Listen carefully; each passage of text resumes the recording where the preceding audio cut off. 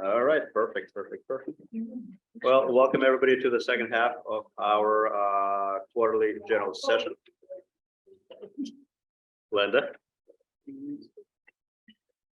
Had a really nice session yesterday, full of a lot of productive discussions, and looking for more of that today. Our theme for this session is, of course, learning from the past and improving the future.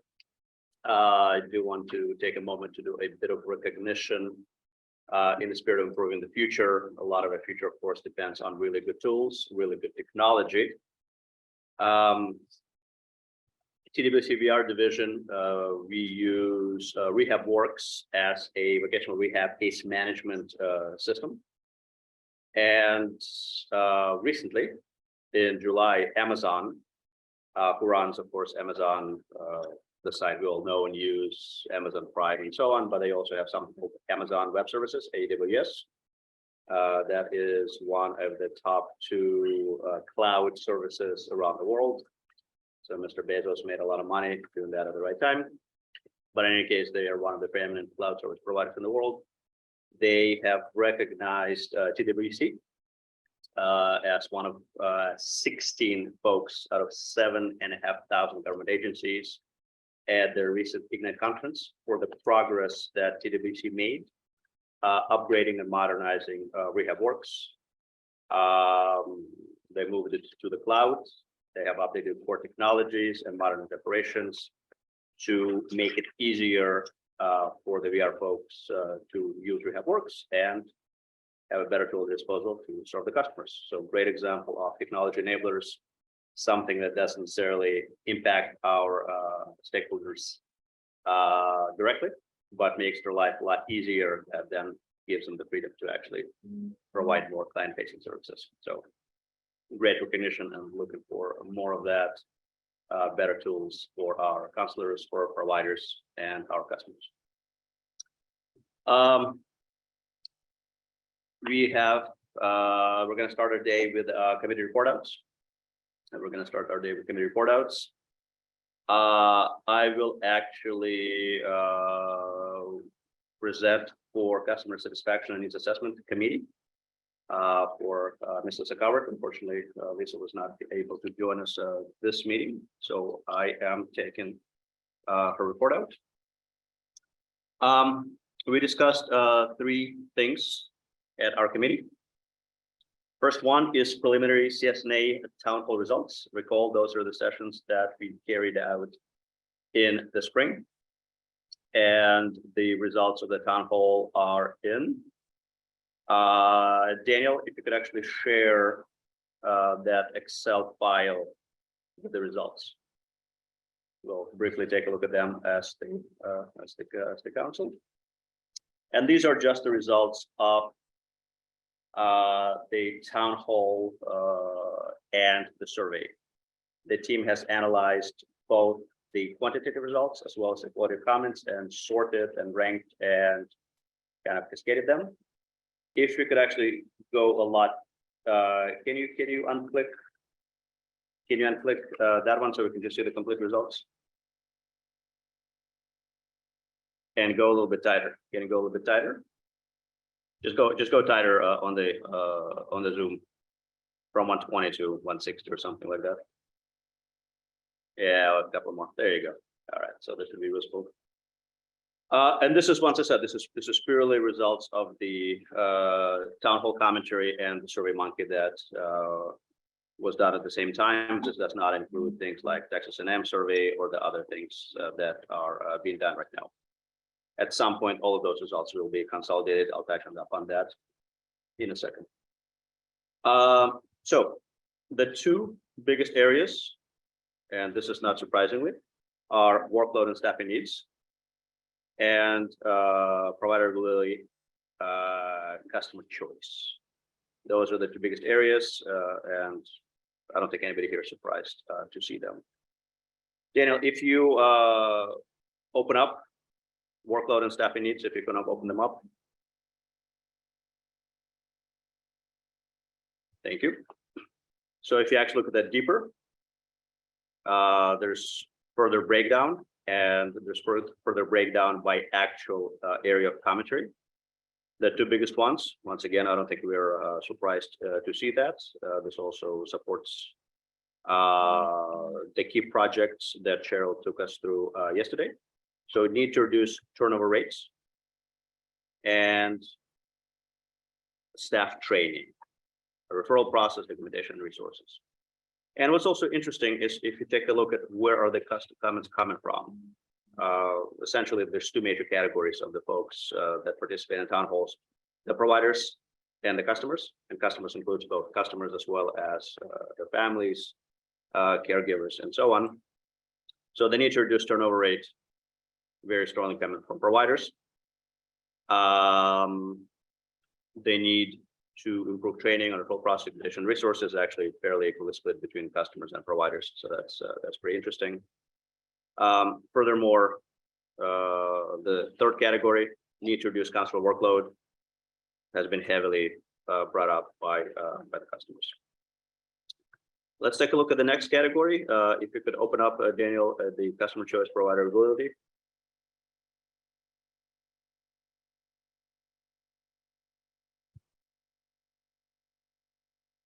It's actually already is in our binder in the CSNA 2023 area. So it is available to everybody. It's I think it's fairly fresh. I think it got loaded on Monday or last Friday or something. It's fairly fresh. Yeah, and there's been a little bit more of data cuts this week. As we look at this category, there's a desire for more notification chosen providers, and then once again, not surprising, provider rates, reimbursements, and payment process. So a lot of the information that I think supports what we already knew and kind of strengthen the case for the things we're working on. Can you close down that? Yep. I just want to briefly touch the next three. Let's not open them up. I just want to briefly touch on them. This also, I think, supports what we were suspecting. So desire for more labor market knowledge, business partnerships. At the end of the day, VR journey is all about successful outcomes leading to meaningful careers, meaningful jobs. So this idea of tighter partnerships between VR, between employment boards, just really understanding the needs of the employers came through pretty. Stop opening them up. Thank you. So they come up through pretty loudly here. Communication, collaboration needs, and job placement readiness, workplace learning needs strengthens this idea that ultimately the VR journey is all about that successful outcome of a meaningful employment and satisfying careers. So this information is already up in our virtual binders. There will be further analysis. There will be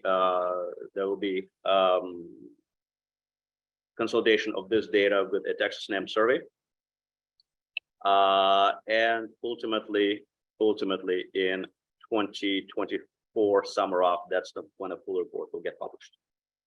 But we will, of course, we'll get regular updates on any learnings that come out as the team is combining all of the data, and we will be able to basically have those insights to use in our work. Any questions from the council on this one item? Okay, good. Second item, customer Daniel, can we close this down? Yeah. Reopen it. Are we expecting any other information from the CSNA activities beyond this? Because we do want to take into account the feedback from the town halls and all the other information that was gathered to do the state plan and our comments that we'll be working on in the next month or two. So I didn't know if we should be working and looking at this to get our data, or would there be an additional document we'll be looking at? Scott, please correct me if I'm wrong, but for the next, say, month and a half to month, this is our source. This is Rika. I also wanted to add, there's a section in the combined state plan on the CSNA, and we have drafted out some initial language there for you to read. I think you'll, Excellent. Good. All right, next item is there has been a quiet, good revamp to our quarterly customer satisfaction surveys that Vestat carries out, and we will be carrying out under the new contract with the omnichannel approach of both online surveys and phone surveys. The team, I greatly commend the team. They figured out a way how to streamline our questionnaires, because we have two closed and open case questionnaires. They figured out how to streamline those questionnaires significantly without losing historical index and questions that allow us to track improvement or lack of improvement or degradation over time, as well as sharpened a number of questions to really get us to the heart of customer satisfaction. When I say streamline significantly, for the closed case survey, we went from 28 questions to 16. Once again, without losing ability to track historical progress, and also sharpening the questions to get to the heart of are you satisfied or not with the process, and if not, where are you not satisfied? And for closed case, including both the journey of VR as well as the job gained through VR. For the open survey, went from 22 questions to 10. So much tighter survey, flows much better. We should get really, really, really good participation going forward through both the omnichannel process and the tighter questionnaire. This will get used starting in October. So we're going to finish our fiscal year with the current survey, and then starting with October, Vestat will start using this new survey. So as a committee, we're blessed, and it's now basically going to get deployed. Can you share those questions with us? Yeah, absolutely. Scott, do you think we can get Summer just to send the final versions to Lisa? And Lisa will distribute across the council.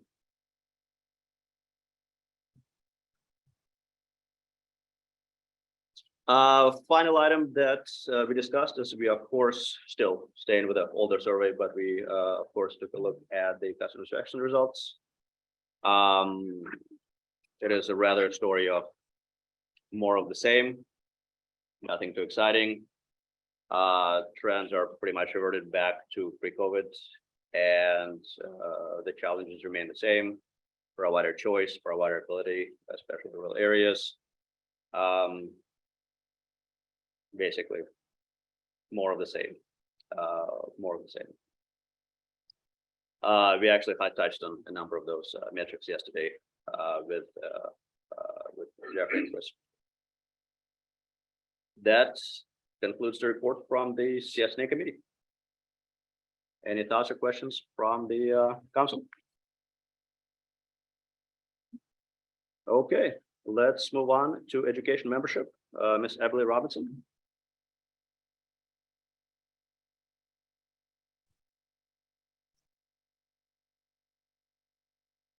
Chairman Gennady, I'm going to report on behalf of Emily this morning. She's having some computer trouble, so I'm going to report. This is Lindsay. I'm going to report on behalf of Emily this morning. This is Emily. Yes.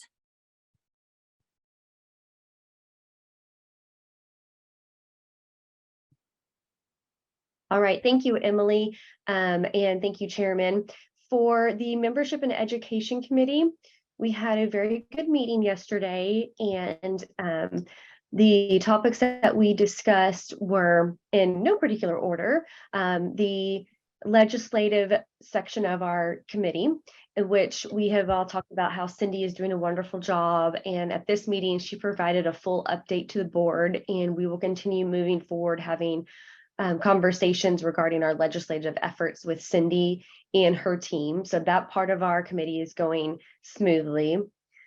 The education section is on hold for now, as Lisa will be confirming with Mr. Ed Cerna about our speaker for the next few meetings and collaboration with local speakers as meetings transition across the state.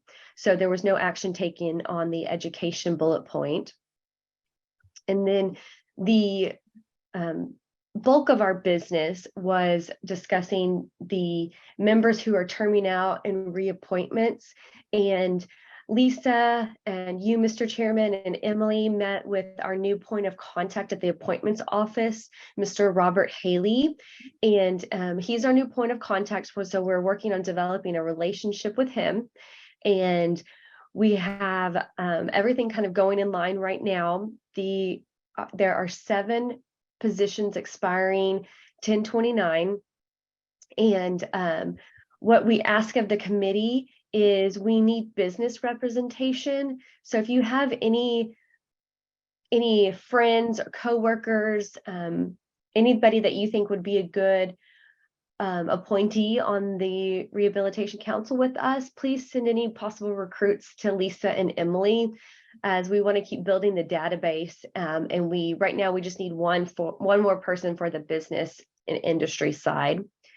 We had a couple of members send in recommendations for their replacements, and we wanted to follow up with what you had kind of closed out the session with yesterday, and thanking everybody who has given us their time and effort to be on the committee, and we really appreciate everybody's help because we couldn't do it without them. So that was the bulk of our meeting yesterday, and we will continue to move forward with transitioning between me and Emily, sending files over, and then having meetings as necessary to make the transition between the two of us as seamless as possible. And that's all I have to report, and I'm happy to answer any questions for you in the committee. Thanks, guys. So out of 7 positions that are expiring, 3 are reappointed. So that's 4 new members that we need. And I think we have 3 identified or 2 identified. What's the gap? Yes. So going into a little bit more detail for you, April has her replacement for Silk, and so his name is Patrick Sturdivant, and his application has been submitted and received. They're doing, I think they have to do a phone interview next, and that one should be good. And then Mr. Powell has recommended a gentleman named Jordan Smelly, and his app has been submitted and received. And then Amanda Bowden has recommended Tiffany Jefferson, and they have not applied yet, but we have those 3 kind of in the wings waiting. And Jennifer, Klaus, you, Mr. Chairman, and then Emily are all reappointed. So that's where we are, kind of to give you a little bit more detail. Yep. So folks, if you have a colleague, a friend, somebody with passion, we're looking for 1 more. And then regarding my spot as liaison to the Texas Workforce Investment Council, they are working on identifying a replacement to be the liaison back to the TWIC Council. And so that hopefully will be announced pretty soon. I would say maybe in the next couple of months. They've had some transitions over there with new leadership, and they're looking for another couple of members. I believe maybe 1 more member on their board as well. So that should be handled in the next few months or so. And they are also working with Robert at the appointments office. So everything's going really smooth on that end so far. Awesome. Any questions from the rest of the council? Feedback? Suggestions? Lindsay, Emily, thank you. Oh, sorry. Sorry, Okay. I can't get the microphone on fast enough. Just want to clarify, if we have someone who's interested, do you suggest we just have them fill out the application or contact someone on the council? How do you want us to do that? Yes, please send if you have anybody who's interested, please send that information to Emily and Lisa. That way they can kind of field questions, send them how to apply and really kind of start working with them on the front half of this process, because we have to have 51% of our council has to be a person with a disability. And so we'll start working with that person to know what kind of segment that they'll fall into. Are they business and industry? Are they persons with disability? Are they, this segment? So yeah, if you just have them send an email and just connect them with Lisa and Emily, that will start the process and we'll go from there. Does that help answer your question? Yes, great. Thanks a lot. You're welcome. If you don't mind, I'm going to add real quick. If you do have somebody that you feel is interested, I know they're getting ready to start interviews at the appointments office. So if they could go ahead and put in their application, but if they need direction on how to put in their application, definitely reach out to Emily or myself. But if they can submit that application as soon as possible, but also make sure we're aware so we can let them know to be looking for that. Thank you. Cool. Okay, Karen, talk to us about policy procedure and personnel development.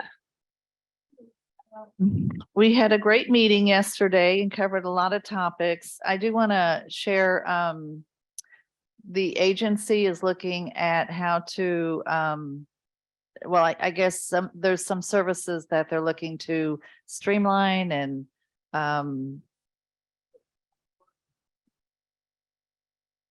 Is the mic down?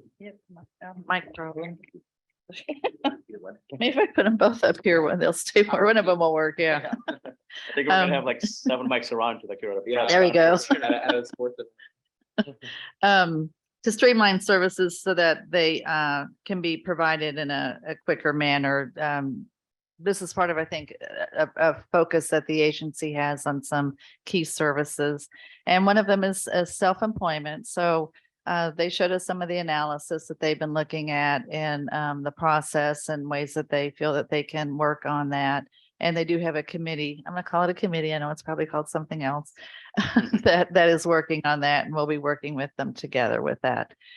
We also covered and talked about training, and we got an update on that, and they have revamped the training. And now when a counselor comes on board, they will go through 4 different courses of training within 6 months, which I believe is a shorter time frame than what it had been in the past. I believe they said it was 9 months, and now they get these 4 core classes within 5 months. I think that they're trying to shoot it within 6, so anywhere in there. And this all rolled out in November of 2022. The first phase is called the VR Vocational Rehabilitation Historical Foundations, and the second course is VR Process Fundamentals. The third one is VR Quality Documentation. And the fourth one is VR Introduction to Services. And the first 2 are virtual, or rather computer-based. And then the second 2 are virtual and with a small group, so they get a lot of individualized attention in the training. They do have training, of course, past that time frame, both within the TWC system, but the agency also has contracted with, I don't know if that's a business or a university. Yes, LMS. Yes. Yeah, George. Yeah, they have connections to universities, and they have a contract with them, agreement with where they also have access to the training that they have, which is more vocational rehab focused. And I believe it is over 90 courses there. So that's also a great benefit for the staff. We also heard from Emily Bonchak, who is the VRD Recruitment, Retention, Recognition, and Engagement. I don't know if that's the department or her title, but I know that was the title, and I did write it all down. Anyway, and so she gave us a energetic, fast, compacted. I tried to write down what I could. But anyway, from my notes, what I could capture is they're looking in this area of leadership. They have 2 different courses for both supervisors and people interested in leadership roles in the agency to take. They have a recognition program, They have a SharePoint page. They have staff appreciation days. They have an annual awards. You guys even have a all staff virtual meeting where they hand out awards to staff. They have succession planning in this department. They do morale check. They do recognition minutes on their SharePoint. They're looking at the hiring process and how to, I guess, train staff to get through that process easier. And anyway, so the reason our committee is on this because we're looking at personnel retention and that kind of thing. So they were sharing with us what they have working in that area. Another question that we had was about assistive technology training, and Elizabeth Barkley, who I believe is, I didn't get her title though, but she's a program manager. She shared with us how the assistive technology training, this is more for, I believe, individuals who are visually impaired or blind, receive equipment and training, and share that they do have 7, I believe, providers. And a person can come to Chris Cole for the training, or they have 7 providers in different cities. We did notice that it seemed Region 1 was kind of not in that area. That's one provider area it looks like we could use a provider in for those folks. So that was interesting to hear and understand how they are trying to work with those challenges, and actually made a recommendation by April that maybe the Independent Living Center, is it Life Run out there? And yeah, could be maybe a resource to help in facilitating somebody trained to do that. And we also talked, we were running out of time, but we heard from Elsa, and we were looking at the interviews. There's exit interviews. Can you guys hear my phone ringing? Okay, no, okay. And so TWC does an exit interview, but the agency's looking at developing their own.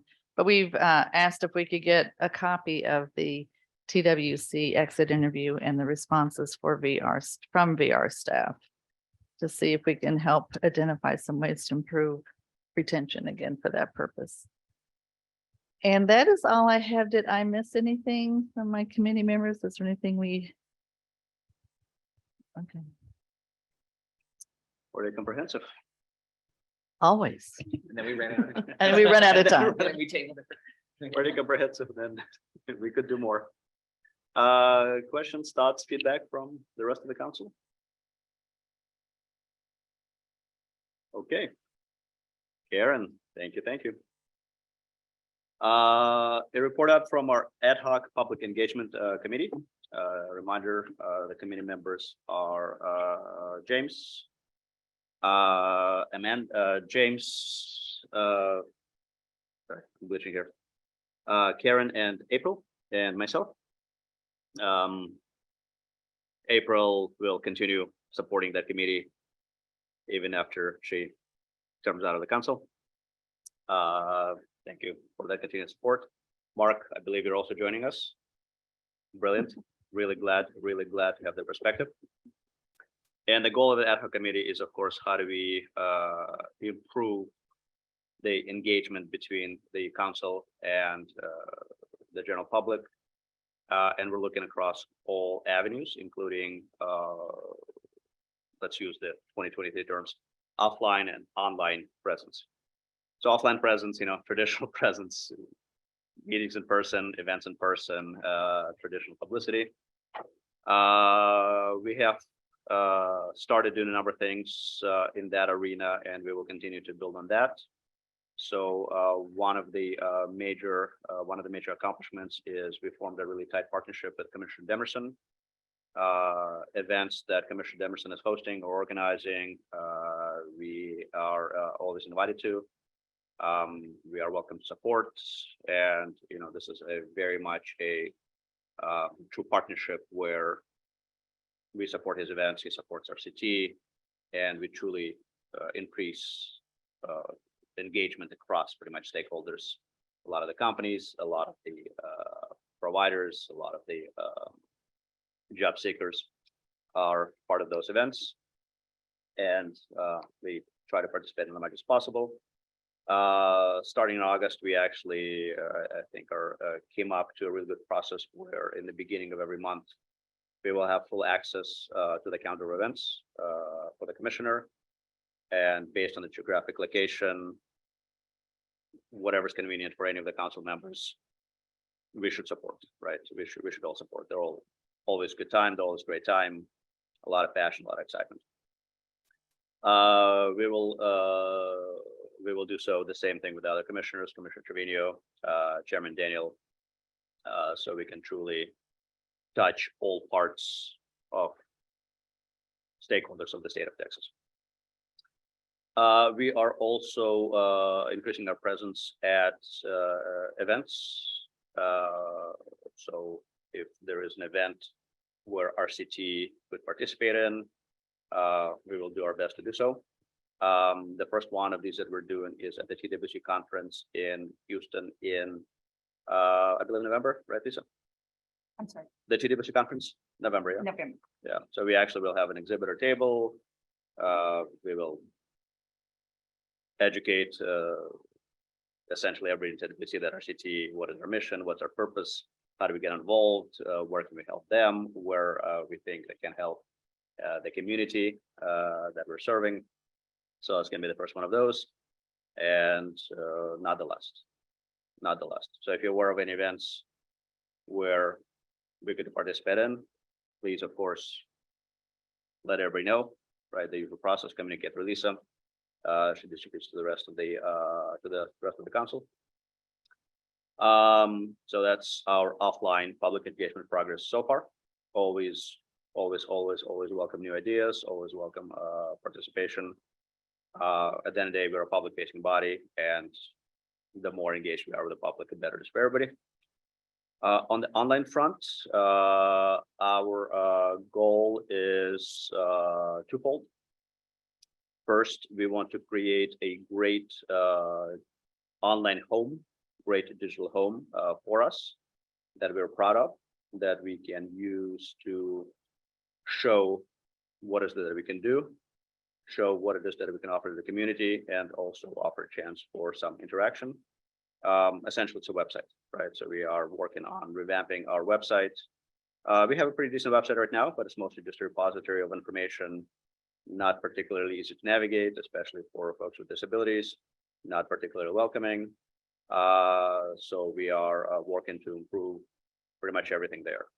Navigation, accessibility, bring in a lot more content, bring in a lot more resources for all of our stakeholders, and also give a chance for some interaction with the council. We are working with WC IT personnel on that. I wish I could say we have fantastic progress. I cannot unfortunately say that. It's so far it's been a little, shall we say, rocky. You know, there's some passion, but some of the tools that they are trying to use are not exactly what I would be proud of. So we will work through that.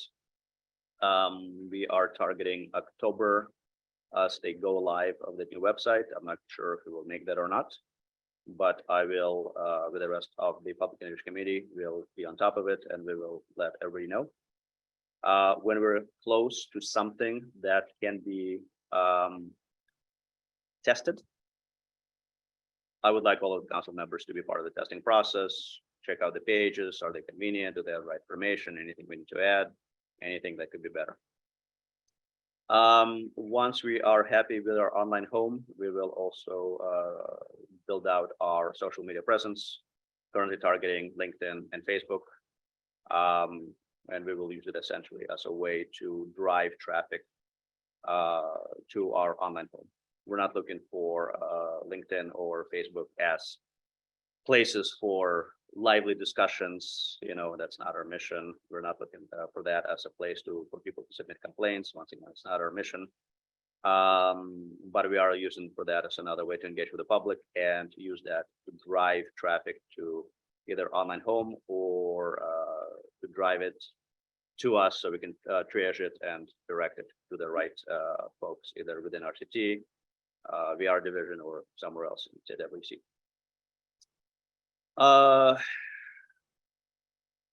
James, Karen, April, Mark, anything you guys want to add that I might have omitted?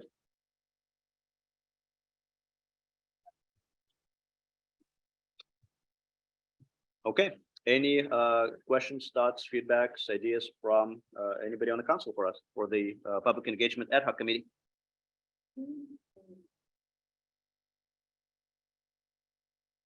Mike. These mics are they have the mind of their own. They just sometimes shut down on their own. Okay,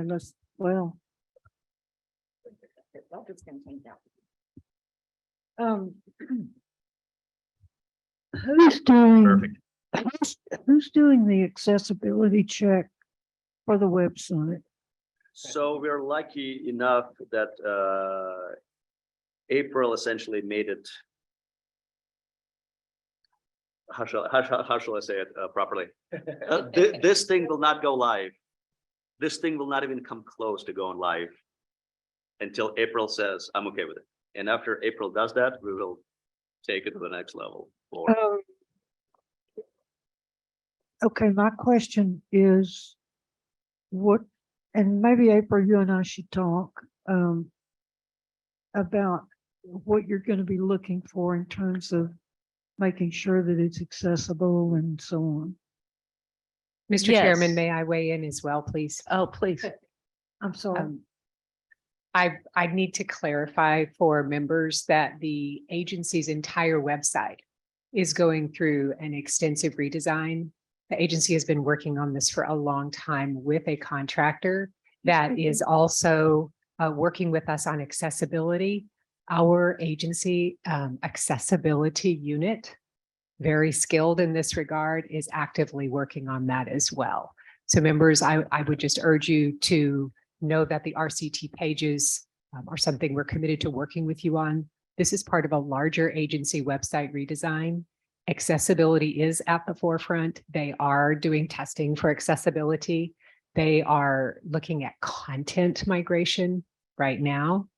And I'm happy to connect you with our agency resources on accessibility so we can have a conversation about what those accessibility challenges are and how those can be resolved. But the agency website, this is a full agency website redesign project. So perhaps we can connect offline. Sure. And I can get you engaged with the folks that can have those conversations. I'll provide, I guess, a bit more color. So yes, so we are, I don't know if this is good or bad, but we decided to update our website at the same time that all of TWC is migrating to a different hosting platform and a different engine under it. And that's the folks we're actually working with. And indeed, 123 TWC site will be accessibility compliant. It will meet all the standards.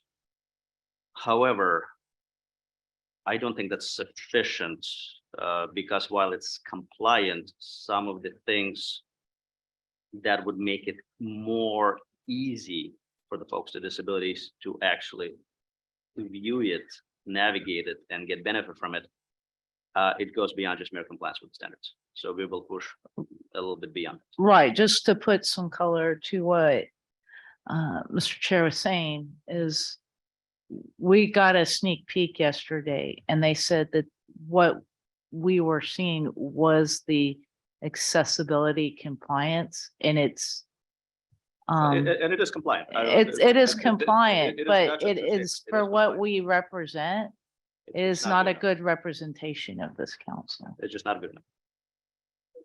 I'm happy to.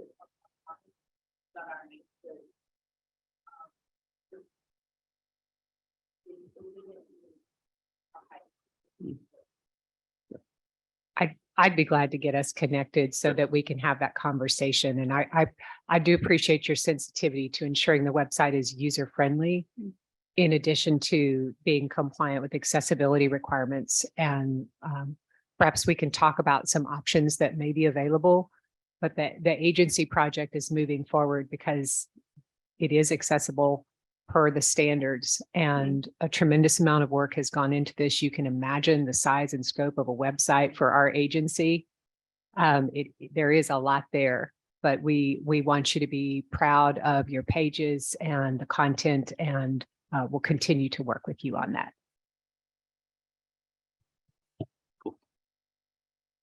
Glenn, are you good? Awesome. Any other thoughts, questions? Public engagement? Okay. Let's move on to the next item of the agenda, liaison reports. I think the reports are in the virtual binder. So if you guys need to follow along, that's where they are. Karen, can you talk to us about CAP? Okay, the Client Assistance Program.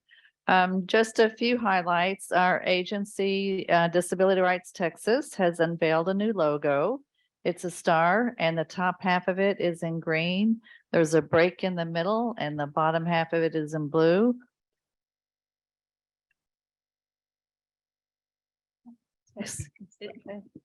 Sorry, I thought I'd give it another try. There are the words disability in blue, rights is in green, and Texas is in blue on the side of the star. So we're real happy to see that. You'll see that in all of our letterhead and stuff now. And since our last meeting, we filled 2 openings that we have. And we still have 1 position in Houston. So for a CAP advocate, we're going to be trying to fill. And we met with the state office to discuss systemic issues. And I have a list of a few of the topics, not going to go over all of them, but just for highlight, we're working with the agency to try to ensure the integrity of the signatures on the individualized plan for employments. We're looking at discussing with them ways to file a complaint. Some of the changes within TWC have changed. Some of the phone numbers that people called for the purpose of a complaint is kind of changed. And we've also worked with them to make it easier for clients to get a copy of their file. Just some highlights there. Are there any questions?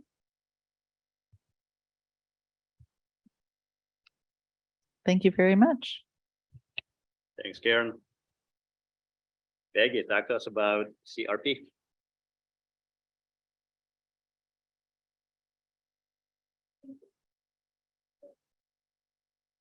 Is the green light on? It's good. Speak, yeah, can you? I don't think it is. Sure. You want to test it? I know. How about this one? No. Okay, all right. Hey, I did it. The first test of the morning. Okay, thank you, Mr. Chairman. The statewide provider meetings continue to be held quarterly, and then the regional providers meet either quarterly or as they are able to talk about specific questions, concerns in their areas. And then we take that information to build the agenda for the statewide meeting. Yep. Oftentimes these meetings have training components, which is very helpful to the providers. The last meeting in May focused on changes and training on the new background check process and policy for providers. Thank you to James, William, and Jamie Haywood for hosting a roundtable meeting for providers regarding the contract oversight process. That was very helpful, and the providers were able to submit a list of questions ahead of time so that the contract management team was able to review them and answer a lot of the questions. One of the best parts that I think we learned was they're piloting a SharePoint process to be able to upload the documents, since all of the reviews are now desktop reviews instead of them coming out to the sites.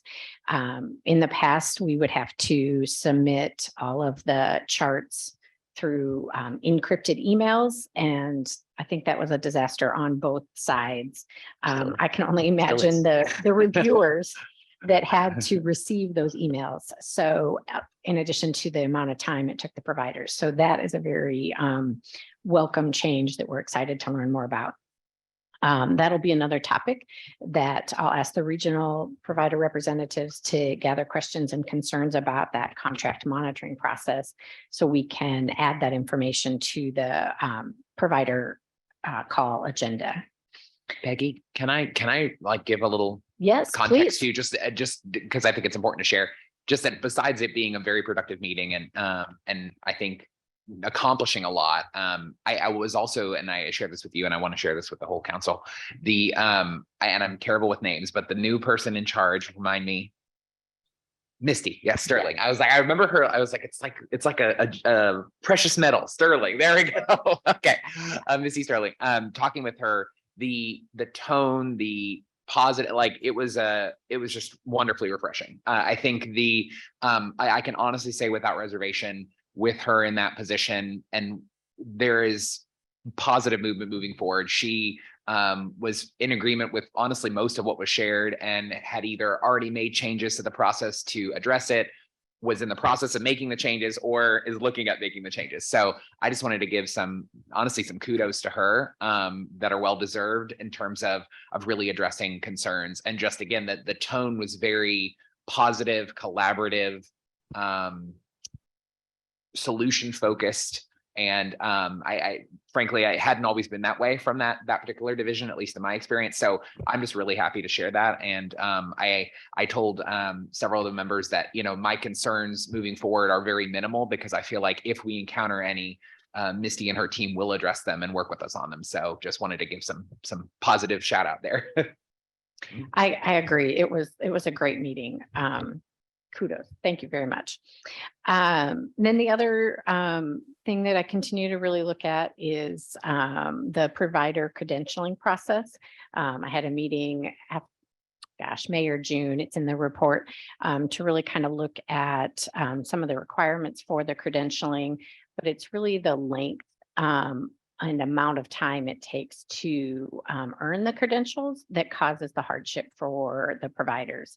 For instance, as a provider, you might hire a staff, and before they can provide all the services, they have to go through multiple credentialing, which could take 3 months, 4 months to earn all of them, sometimes 6 months. Well, depending on what their role is within or being that provider, that means they can't provide the services until they've earned the credential, but you have to pay them because people don't like to work for free. And so you're paying them and providing internal training while they're earning their credential. You're having them shadow, go out, but they're very limited on what they can do. So that's quite a hardship for providers. There is a waiver process in place to earn a temporary credential waiver, but the feedback is that process just doesn't work very well.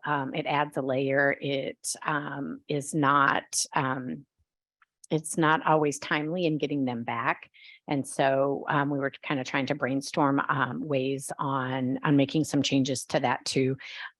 I understand the requirement is the federal requirement that you have to be able to, I apologize if I don't have these words exactly right, but before you can provide the services, you have to prove competency, which is why the credentialing is in the policy. So I understand that, but just looking at ways to help providers with that, because as you hire people and then they don't stay, you're constantly having to credential new staff. And, if they come in and work for 3 to 6 months and they aren't able to provide any service or do any billing, and then they leave and you start all over again, that is rough. So we continue to look at that.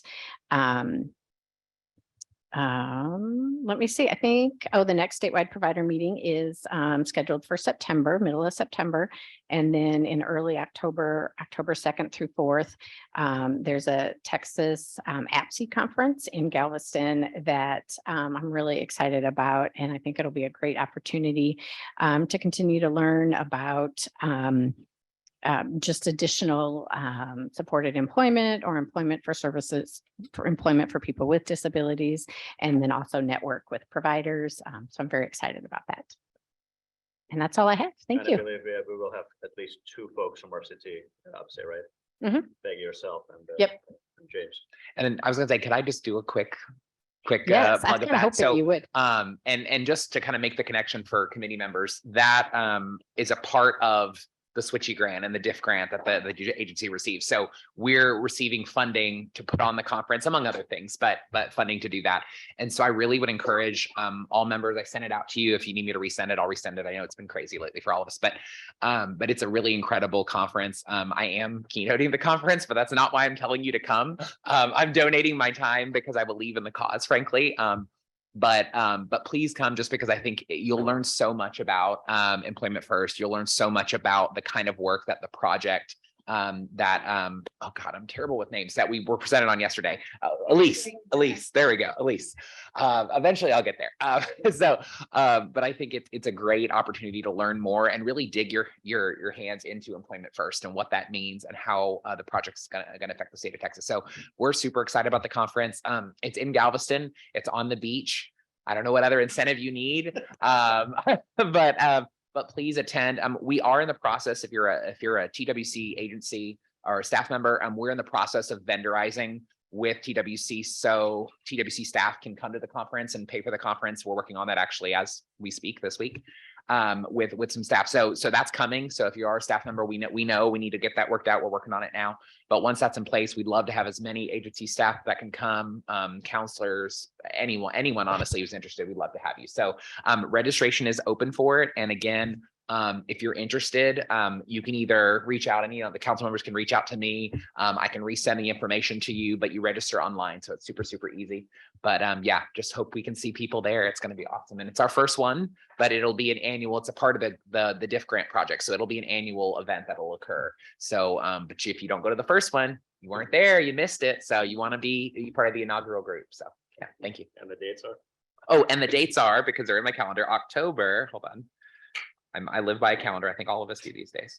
And James, while you're Yeah. reading that, I just got an email from Brittany Miles. Yes. About the FC with all the attachments. Oh, of everything. beautiful. So I'm gonna. You're gonna push it out? Okay, perfect. Yeah. Yes, and it is October. Oh my gosh. 2nd through the 4th. Thank you. I was gonna say, I believe it's early. Yeah, 2nd through the 4th. So thank you. Awesome. And that's all I had. Thanks. Any questions for Peggy? Okay, Peggy, thank you so much. For the Partner Resource Network, there is a report in our virtual binders, digital binders. However, this is not able to deliver that in person, so please take a look at the report out on your own. April, can you talk to us about Silk?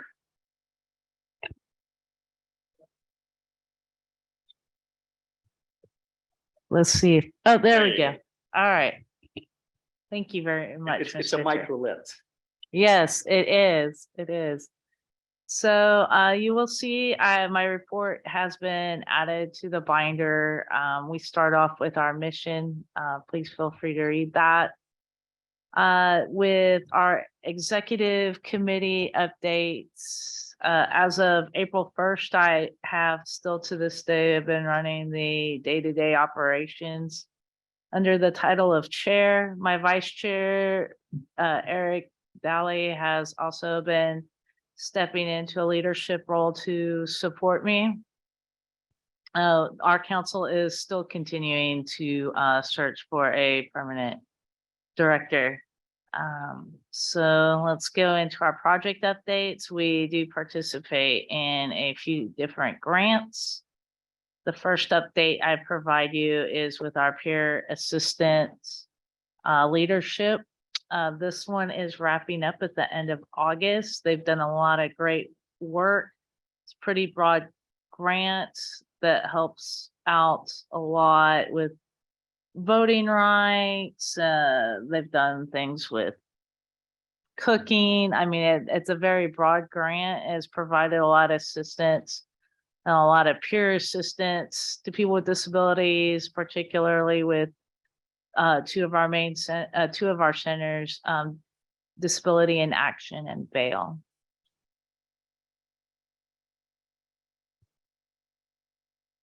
The next grant is Inclusive Services for Services in Texas.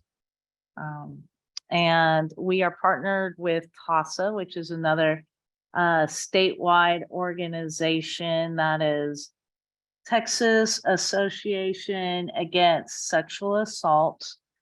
And this is still a grant. We're still in a lot of our building phase, but they I'll be talking about our upcoming meeting later, but they will be speaking at our meeting here on August 16th and present.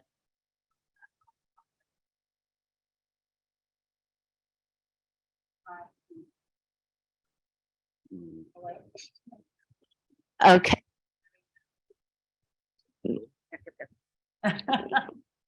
Okay, let's try this again. All right, so our partnership is unique in the aspect that we're two partners in both statewide. And the whole idea is to provide that trauma treatment, making it more accessible to people with disabilities.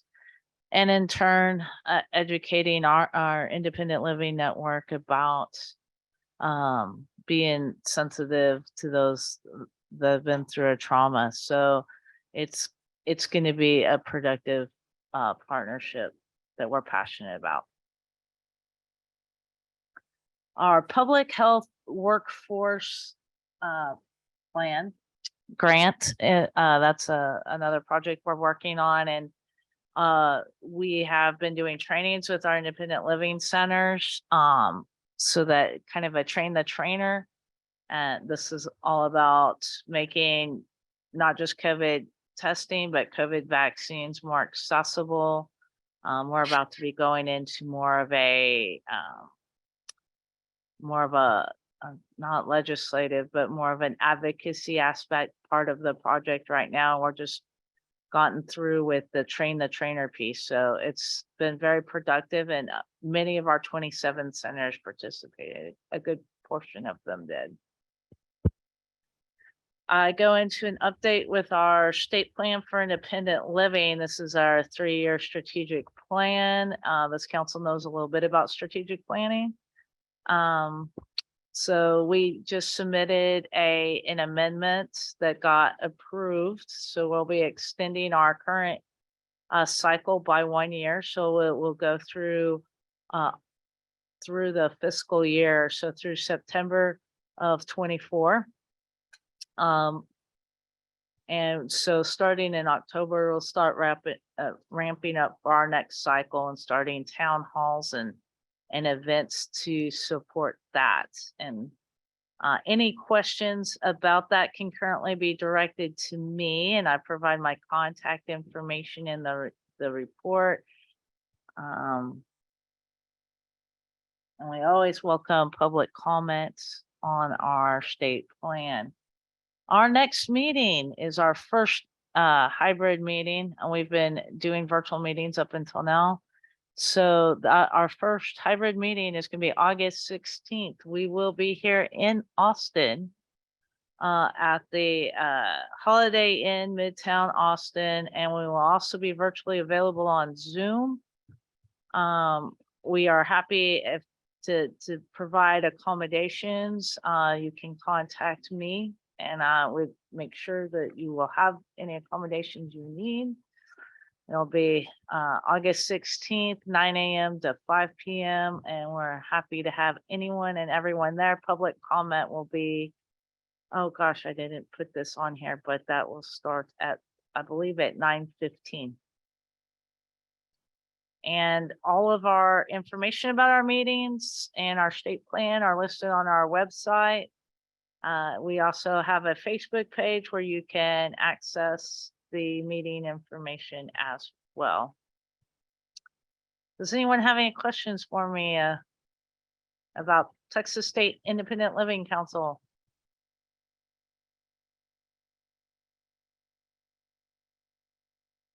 Well, since I have a mic and you'll have to listen to me, I'm not gonna give a speech, but it's been an honor working with each and every one of you, and I appreciate your service to the state of Texas and for people with disabilities. Thank you. My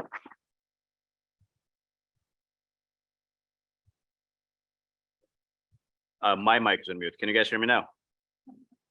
All right. That's the lens. So this one is completely on me. I put my mic in mute. We can't blame the mic This time. one is actually not a technical problem. This one is a complete user error. Complete and utter user error. Ms. Evelyn Robinson, can you talk to us about TEA?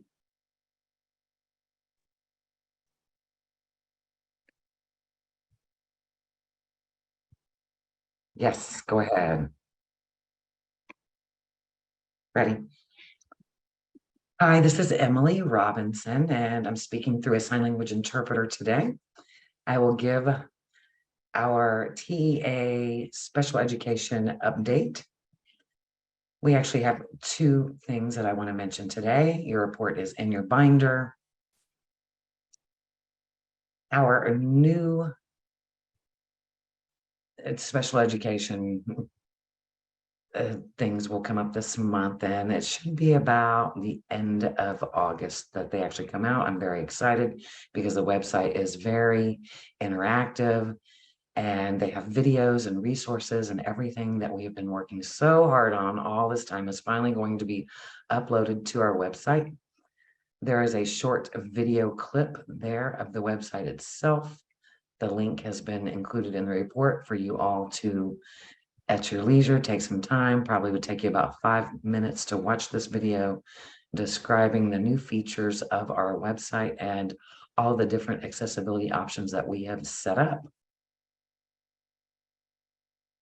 The second thing that I wanted to mention is that we recently were told by the U.S. Department of Education, the Office of Special Education Programs, that we have been removed from the special conditions of our IDEA grant, which actually means that we have been working with them for, it's been a while, on our corrective action plan that was regarding special ed.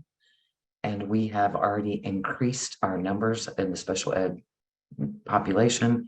We've identified the students that needed it, and we were able to provide the resources and training that were required and all the different things that were needed to our local education agencies, or LEAs. And we are very excited that the federal government has now recognized that we have fixed our special education problem, so to say. And they have decided to remove the special conditions that had been placed on our grant going forward for the next 23-24 school year. I do have a letter from them that was written to our commissioner, which is also included in the link in your binder as well. And so, are there any questions about that?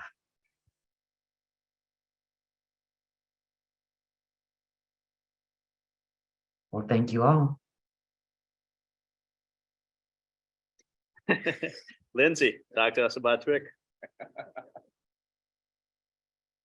All right, good morning. Thank you for the TWIC report to you guys. The full report is, of course, in your binder.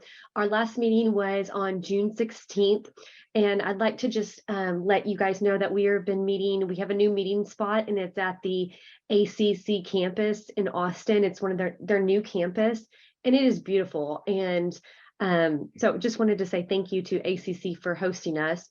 And to start things off, Vice Chairman Rick Rhodes welcomed all the members, and we had Commissioner Alberto Trevino to greet and speak briefly with our members. We approved several items, including the Workforce Development Board plan modification for years 2021 through 2024. WIOA requirements for local Workforce Development Board plan modifications were also approved by the Texas Workforce Commission at its meeting in May. And then the council took action to recognize the Industry 4.0 skill standards for manufacturing logistics as developed and endorsed by the Manufacturing Skills Standard Council. And then the council business meeting concluded with a briefing on program recognition for the skills standard system, an update from agencies on legislative activity for the Texas 88th legislative session. And then after the business portion of the meeting, the council received a presentation on the strategic priorities of the Texas Education Agency and its strategic plan for the fiscal years 2023 through 27 from Commissioner of Education, Mr. Mike Morath. And Commissioner Morath highlighted several areas of priority for the agency, including continuing improvement across all Texas schools, increasing dual credit, and encouraging students to earn post-secondary credentials by 2030. And so in closing, the chairman, Mr. Rhodes, he noted a few items in the briefing book, including the expenditure report to the Texas Workforce System program delivery. And we will have our next meeting on Friday, September 15th in Austin. And so everything with the council is going really well. And as I stated earlier, you guys will receive a new liaison here in a few months. And as I conclude my report, just a personal note, I wanted to say thank you, kind of spurring off what April was saying. Thank you for your time. And it's been an honor to serve with you guys on the Rehabilitation Council. And just a quick little another personal note, I was traveling to Australia the last 2 weeks. And for the first time, my eyes were really open, and I understood how Texas and the United States is so far ahead on people with disabilities. I noticed, like, going into my hotel in Melbourne, there was no ramp. Even the delivery guy had to pull up his delivery and then hand carry up steps. There was some bumps on the road for the blind, but other than that, there was no ADA for American Disabilities Act, no accessible stuff. So I was very, very happy to see that on our end. So just wanted to close that out and say thank you for your time and helping me understand everything on the RCT side. Thanks, Lindsay. Any questions, thoughts on TWIC for Lindsay? If not, Lindsay, thank you so much. Really, really, we're honored to have you be part of the council, both me personally, as well as the rest of the members. And this is not a goodbye by any means. Okay, we are running a bit ahead of the schedule. So we are going to take our break now, and we'll come back in 10 minutes. So 10:22, something like that. Yeah, 10:22. And we will talk about the upcoming combined state plan.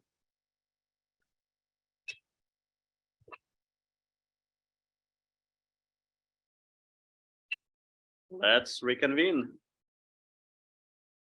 We're already here in Austin online. Daniel, you ready? Okay, sounds good. So let's talk about combined state plan. All right. Good morning, everyone. If I haven't met you yet, I am Rika Weintraub, and Is the mic? Can you guys hear? Is the mic can y'all on? hear me? Okay. Is that better? Okay. I am Rika Weintraub, and I manage the VR Division's Policy Planning and Statewide Initiatives team. Today, we will talk about the combined state plan. We are currently drafting the state plan for program years 2024 to 2027. And I, along with one of my team members, Kimberly Stanfill, we are coordinating the VR portion of the combined state plan for Texas Workforce Commission. On the next slide, I have an overview of what I will cover. There are really two objectives that I'd like the RCT members to walk away with today. The first is just to gain a basic understanding of what the combined state plan is. And the second is to understand the RCT's valuable role in the plan. If you're wondering, how do I have an impact as an RCT member? I think this is an awesome way to contribute input. I will also share RSA's new structure for the sections in the VR portion of the plan, but then give you a high-level timeline, including when the RCT is involved. I'll cover a few of the emerging themes from the comprehensive statewide needs assessment currently underway. And then finally, we will touch on establishment authority. Next slide. So our first objective is to understand what is the combined state plan. States must have federally approved state plans to receive funding for the 6 core WIOA programs. Those programs include adult programs, dislocated worker programs, youth programs, adult education and literacy, Wagner-Pizer Employment Services Program, and US vocational rehabilitation. So the combined state plan is not just a VR plan. It's the state's vision for our entire workforce system. It describes our plan to coordinate the workforce program so that our services are holistic and seamless for our shared customers. And it also includes sections that address each workforce program in the plan, including a specific section for vocational rehabilitation. The plan covers a 4-year period, and then we are required to update it after the first 2 years of the plan, and that is called the modification. The last one that you might have worked on would have been the 2022 to 2023 combined state plan modification. So that's the combined state plan. Again, it's a 4-year strategy for the state's entire workforce system. And the VR section of the plan outlines our goals, priorities, and strategies for how we will successfully carry out the VR program in Texas. Every quarter, when you meet for the RCT meeting, Director Fuller gives you an update on our progress in achieving the goals in the state plan. And then the RCT report that is written for you every quarter, that's our written record of progress on the current state plan. So I just wanted to connect the dots for you there. Next slide. So next objective is to understand the RCT's role in the plan. Your role is to review it and to provide input. Kimberly and I will make this as painless as we can. We will have 2 feedback sessions, and then we will also need your feedback in writing. And those feedback sessions are already scheduled, I believe. Yes, you should have the calendar invites, and I'll cover the dates with you in a minute. And then you will also jointly develop, agree to, and review annually the goals and priorities in the VR portion of the plan. Within the plan, there's a section where we provide a summary of the input provided by the RCT, as well as our response to your input and recommendations, and you'll have a chance to review all of that. Next slide. So there's a new structure for the VR portion of the plan. Since the last modification was done, RSA facilitated a work group of VR representatives from across the country, different types of VR agencies. And our former Deputy Division Director of Program Policy and Support, Jason Vaden, he actually served on the work groups. That was great. And their goal was to redesign the VR portion of the state plan. So if you were involved in the combined state plan in the past, you might remember it was a little bit redundant, duplicative. The sections, they didn't flow as well as they could. RSA wanted the plan to not only comply with the statutory and regulatory requirements for the plan, but ensure that it's strategically useful for VR agencies in carrying out the VR programs. So as a result of that work group, the plan was redesigned to streamline the required descriptions and assurances and to better align and organize the plan. On the next slide, I've included a crosswalk that is not readable. It's too tiny, but it just shows the differences between the old plan and the new sections in the plan. So the old VR plan had 17 sections. as well as a series of assurances and certifications. The new planning structure only has 13 sections. There's better descriptions and prompts in the plan, and the flow is much better. The first section of the plan is actually about the State Rehabilitation Council. Then there's a section on the comprehensive statewide needs assessment. We've already started drafting that part out. And then there's an important section, which is our section on the goals, priorities, and strategies. Whereas before in the old version of the plan, those were split into different areas. It was a little bit disjointed. So when we give you content to review, Kimberly is putting together some briefing notes, essentially cliff notes. So I think we can all quickly reference what is in each section. Next slide. Okay, this is a high-level timeline for the plan. Major takeaway here is that this plan goes through a journey for federal approval. We started drafting it this summer, and we're collaborating with the RCT from about August 23rd to September 8th. September 8th is when we will request your written feedback be turned into us. And then shortly after that, we will update our draft and send it back to you for your final review and agreement. We have a deadline to turn it into the TWC Workforce Program Policy Director on October 2nd.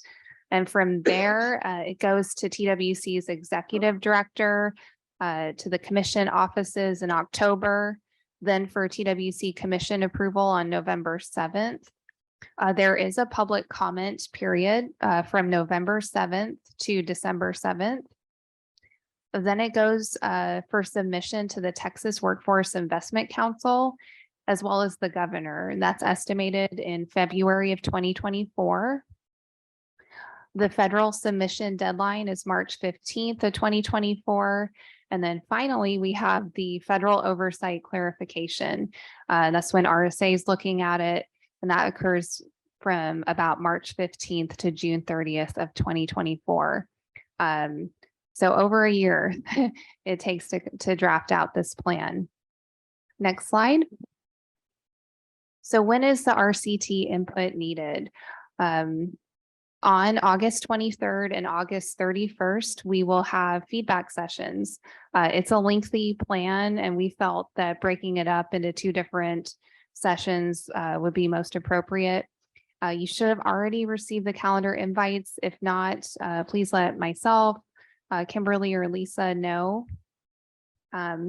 Kimberly and I will send out packets about a week before each of the meetings with drafts as well as our cliff notes. And then we will facilitate the meeting with you where we'll engage in some good discussions. Again, your written feedback will be due September 8th, which is a week after the second feedback session. Then we'll update the plan and send it back for your final review and agreement. Any questions there? Anybody didn't receive the fair invites? Take a look, let Rika, Kimberly, and Lisa know if you haven't. All right, next slide.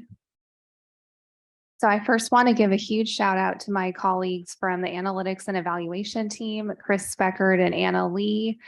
They're working very hard on the CSNA, and they have already shared with us, and it appears with you, some of the top emerging CSNA themes. So based on the preliminary results of the 2023 CSNA, they've come up with the state's 3 overarching categories of VR service needs.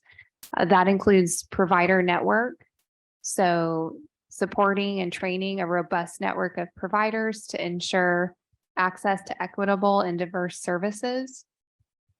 Also, staffing and expertise, recovering and maintaining sufficient staff and expertise to serve job seekers with disabilities, including having good knowledge of the labor market.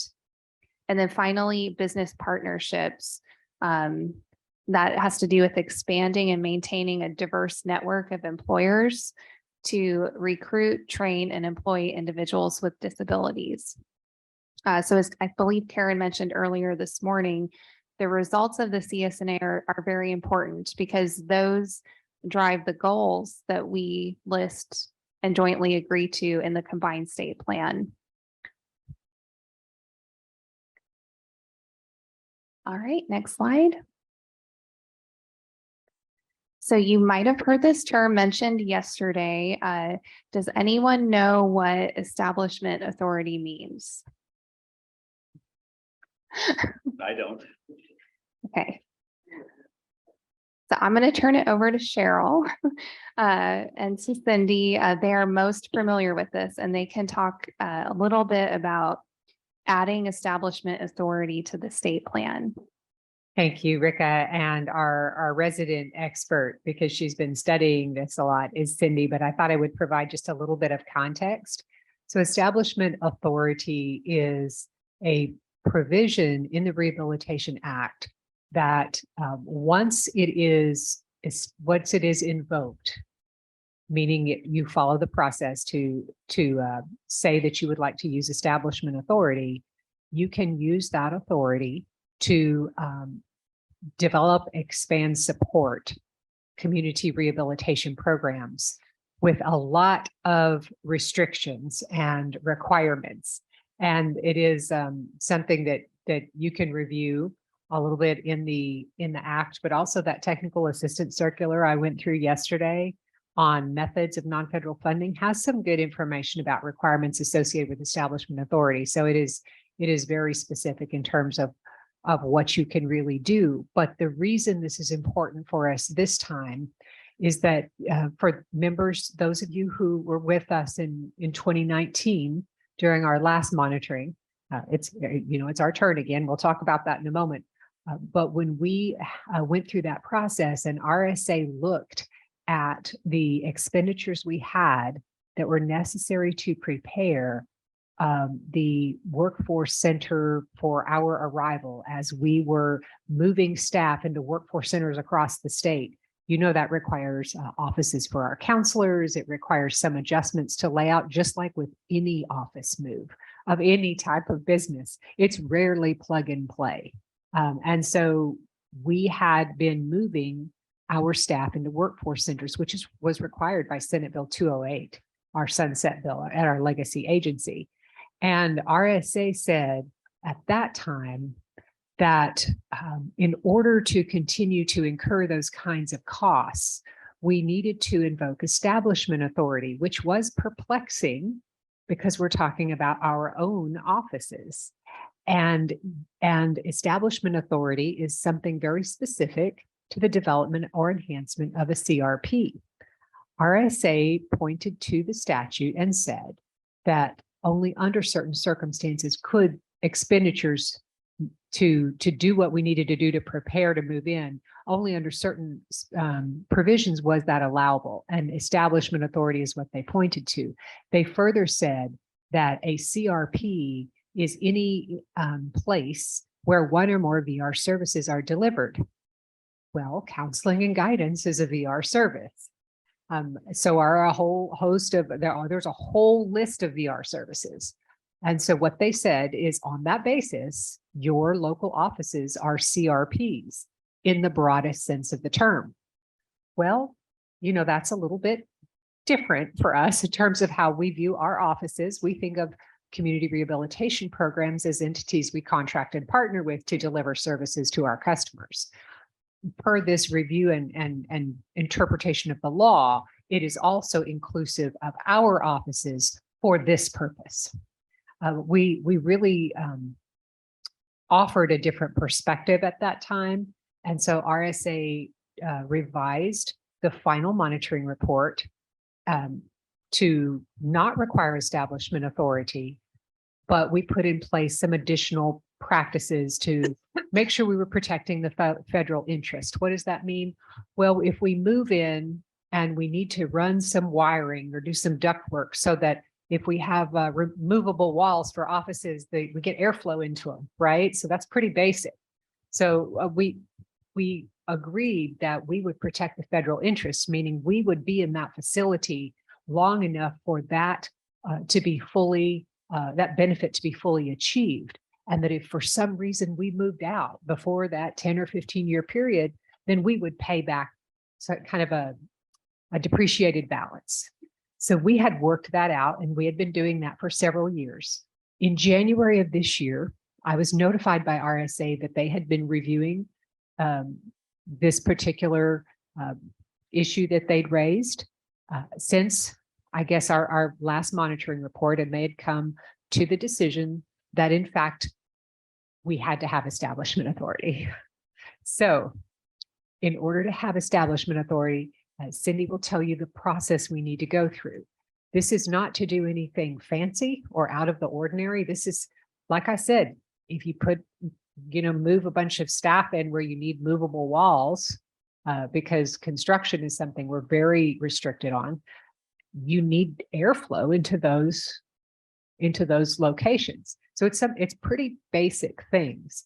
But the Rehab Act is very restrictive on anything that would be considered a capital improvement or construction. And it ties to the education rules, Department of Education rules, that essentially say if your authorizing legislation doesn't give you specific permission, you can't do it. And the authorizing legislation, the Rehabilitation Act, gives specific permission under establishment authority. And so here we are today. But there was one more thing that has come up recently that made us also think about how important this is. We have been, as a national association, looking at how we can continue to recruit and support providers for VR services across the country, not just here. It's not just something we're working on. We're working on this across the country. And we have had conversation of, is there a way we could, hold training conferences or really do, hold capacity building events for providers? And we were also advised that anything other than effectively the basic training in how for providers and how to work with us, anything that would be skill building would require establishment authority. So there you go. We have two very good reasons why we need to ensure that we implement this. One, to allow us to make sure we can move into offices and make them appropriate for our customers and our staff. By the way, that includes anything we need to do to the Chris Cole Rehabilitation Center. If they need to do major work on plumbing as the building ages, establishment authority. If we need to purchase a backup generator so that our students who are residing at Chris Cole, we have that additional measure if the weather is bad, establishment authority. So it does sound like a bit of an administrative process, and it is, but I just wanted you to have that background on why. We would love to pursue conversations with you and our provider community about, whether there is some additional training that would be beneficial. But we have to do this first. So with that, Cindy, would you mind sharing just a little bit about the process for establishment authority so members understand how that will come into play in the plan? Yes, thank you. Good morning. I think Cheryl gave you a really good overview and context of establishment authority. Because of the complexity and the requirements involved with establishment authority, not that many VR programs use establishment authority.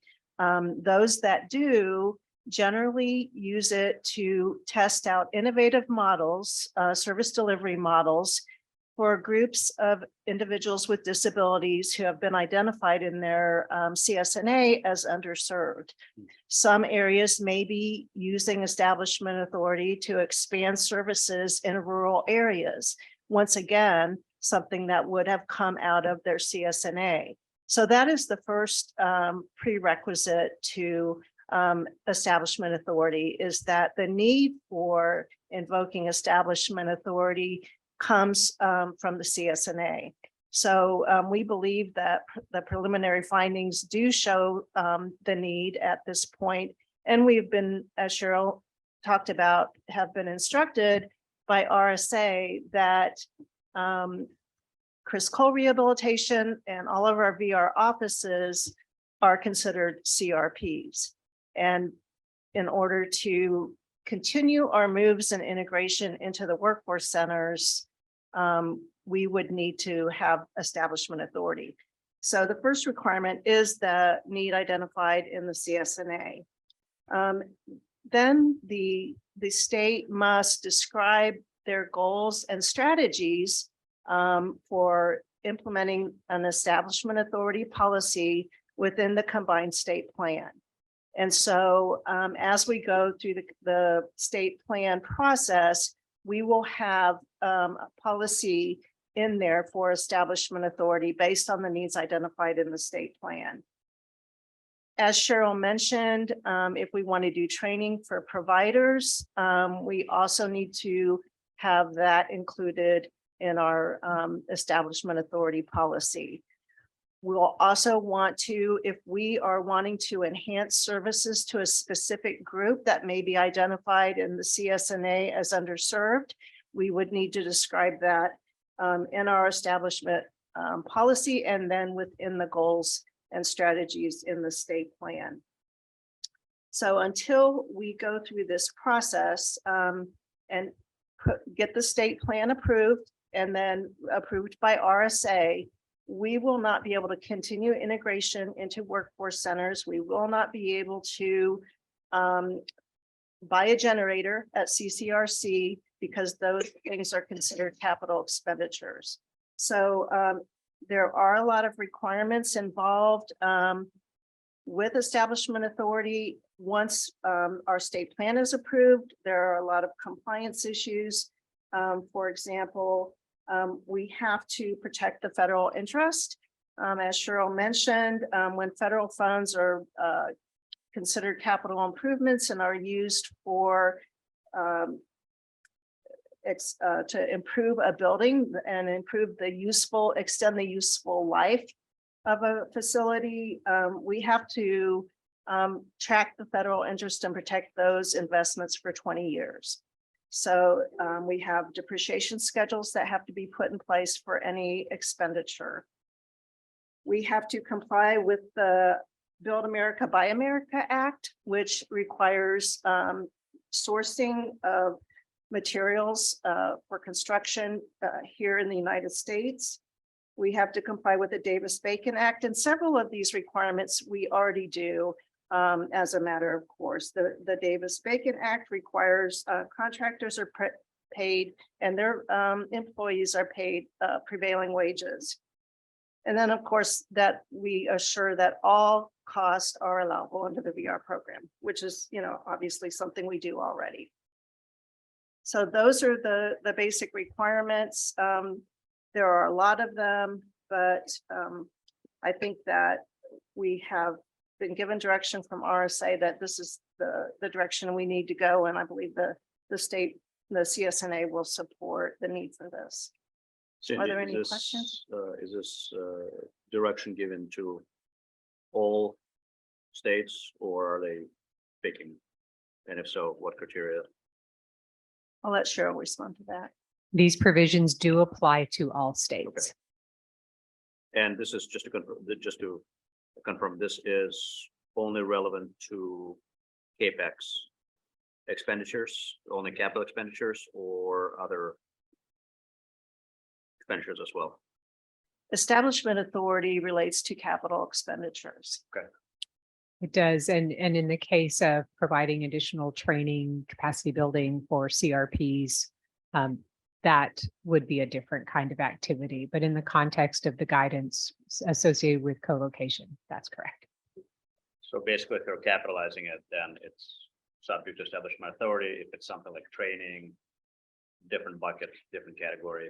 Still establishment authority, but not a capital expenditure. Okay, so establishment authority is not just capital expenditures, it's also operating expenditures of certain kind. Right, it could be so when provided to CRPs above and beyond the training we delivered in how to work with us, the basic training. And so I'm sorry, Linda, my voice, even with the mic, it just doesn't go very far. Is that better? So, and we are a work in progress collectively on this. Some of the guidance around CRP training has just come up recently. in the context of how we as a national program would like to partner and provide training to providers. And so we're continuing to learn right along with you, but these are provisions that apply to everyone. How aware everyone is of these provisions, I don't know, but I would assume anytime something particularly related to one crosses RSA's notice, that state is informed accordingly.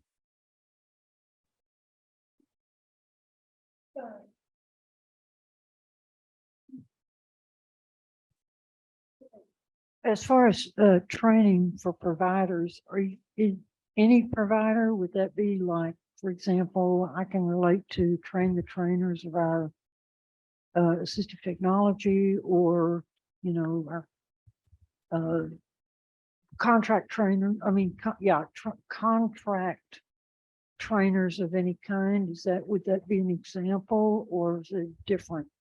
It would be above and beyond what we already do, Okay. which we would like to pursue, but will not be able to at this point. So it would be above and beyond. Good clarifications. Any other questions on establishment authority before we jump back to the rest of the combined state plan? Thank you, guys. Super informative. Okay, back to the CSP. All right, next slide is just my contact information as well as Kimberly's contact information. If you have any questions on the state plan or our process, please feel free to reach out to us. We thank you so much for your input on this important plan. That's all I have. Thanks, guys. Any questions for Rika, Kimberly? Yeah, we look forward to the first feedback session on 23rd. Speaking of RSA, let's talk about RSA monitoring preparation. Cheryl.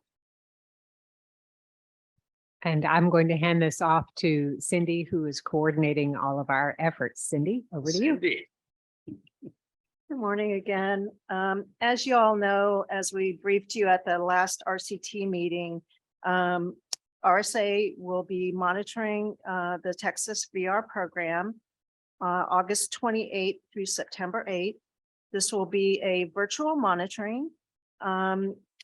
We have recently been notified by RSA that they hope to complete our monitoring visit in 1 week, at least with state staff. They have indicated that they will be scheduling with the CAP and the RCT separately. And so if you have not heard from them yet, I'm sure you will soon, because they are working on scheduling right now. The focus of the 23 monitoring review is on performance and financial management of the VR and supported employment programs. What RSA said in their monitoring and technical assistance guide, which is kind of the Bible for monitoring, is that they want to identify the root causes for the return of unused federal funds and determine strategies and provide technical assistance to VR agencies. So this monitoring visit is being billed a little bit differently from RSA in that they want to provide technical assistance to states in these key areas.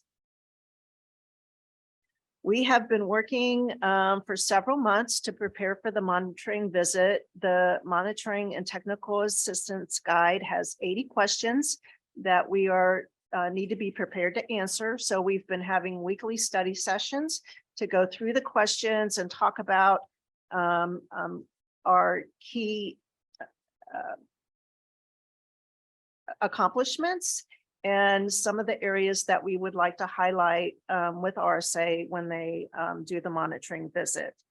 We have tried to look at all of the data that drives our outcomes and make sure that we can talk about not only our accomplishments, but we can show and talk about the data that proves the accomplishments out. We also were required to submit a lot of pre-planning, pre-monitoring documents. In June, we submitted 27 different documents to RSA for their review prior to the monitoring visit. This included our entire policy manual and the standards for providers manual. The questions and the required documentation that RSA wanted required us to submit the entire manual. However, Rika and her team did a great job in terms of identifying the page numbers in the manual, since it's a very large manual where each of their questions could be answered. So we did provide them with the index that went with the 27 documents to make it easier for them. Our final prep for the next couple of weeks is we are looking at the schedule that RSA has provided to us, working with the staff who will be in those meetings and making sure that we have the right people in the room for each of the topics that RSA wants to cover. Do you all have any questions?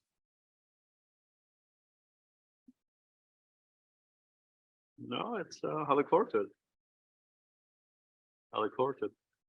Do you know typically what they look for and how is the virtual visit different from non-virtual? I do not know if they've done virtual visits before. Maybe Cheryl can speak to that. I know that the states that were chosen to do virtual visits score accountability index. So I think that, maybe means something that's positive for us that we have a virtual visit. But I'm not really sure. It will be different. They, Mr. Chairman, I think, piloted virtual visits when COVID hit.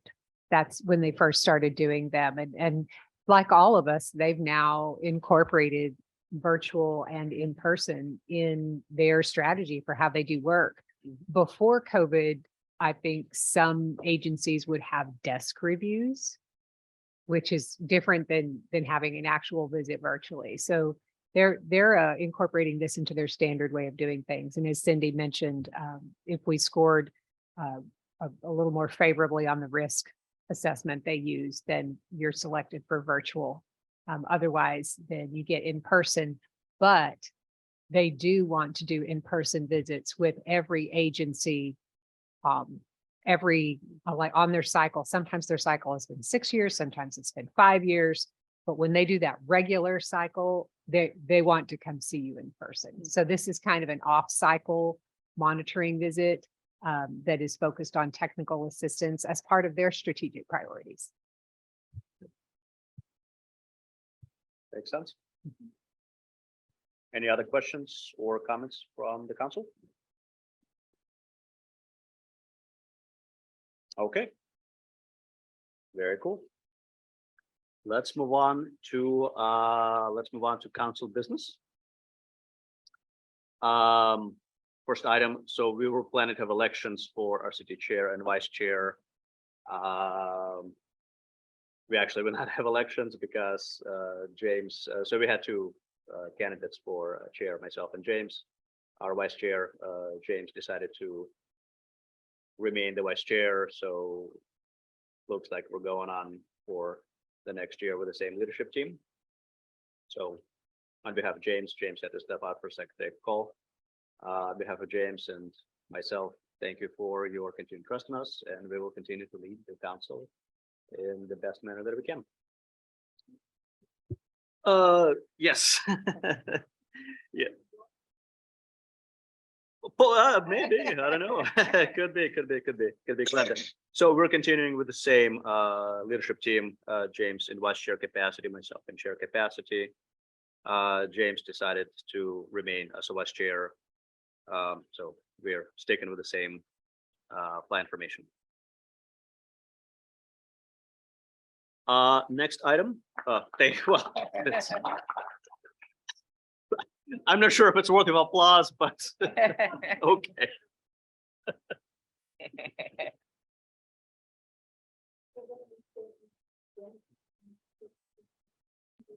That's correct. That's correct. Yes, you got it. You got it. You got it.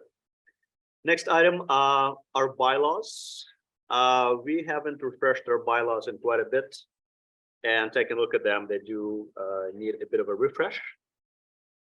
So asking for folks who are willing to step in and participate in the bylaws review and revisions ad hoc committee. Bylaws are very, very important, right? That essentially define how we operate, and we should have them updated. If you have a bit of passion for this, please let me know and let Lisa know. Hopefully we will have a handful of volunteers that are passionate about it, and we don't have to ask folks to do it, right? It is something that is not always fun, right? It can be tedious.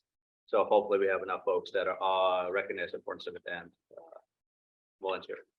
Well, Gennady, this is Karen, and I had wanted us to discuss this specifically, and I think it'd be nice to get some feedback. And I don't know that, since people don't know what I'm going to be sharing, you may not have feedback immediately. But there's a recent RSA guidance for state rehab councils. I believe it came out in April, and in it says that because some state rehab councils have already put in their bylaws that a person who is comes off the council, has served their 2-3 year terms, can come back after a period of time. There's nothing in the law that says you can't do that, and RSA addresses that in this guidance. So what I was hoping we could do is amend our bylaws and put in them that if somebody wanted to come back, and again, you'd have to be appointed by the governor, though. You can't just decide, on your own. It's still an appointment process. That our bylaws would allow that. And some states have put in 2 months. I think New Jersey said they had 30 days. I mean, but other places have put in a year. So we would have to decide on that time frame and come to an agreement with that and amend the bylaws to do that. So that's something that I'd like to see us discuss, consider for those who, because it takes, for some of you might know, 3 years or so to understand what you're doing here, and so when you kind of get the swing of it, that's when your time is up. And some people would like to be able to contribute a little bit more. So that's one of the things. And of course, doing a fresh look at it anyway isn't a bad idea. Karen, great example of something that we should strongly consider adding. And we'll dig into it, but I'm sure there's tons more. Right. And I'll go ahead and send that guidance to Lisa, and she can send it out to the council. So folks, so the ask is. And I'll go on it. Yeah, folks ask, the ask is bylaws, like I said, super crucial. They enabled us to operate. Karen brings up a great example of something that we would love to do, but our bylaws need to reflect that, so we are able to do that. I'm sure there's a few more examples of that we will uncover once we start digging a little bit into it and look at the best practices across our peer councils in other states. So consider it a call for volunteers. Yep. It's not as I see all those hands going up. That's great. We can appoint people to the committees. It's more fun when people volunteer, right? Next, so guys, let's give a deadline of say next Friday, right? Shoot an email to Lisa, CC me. Hopefully we'll have enough volunteers that we can do it. We can do it through volunteer meetings.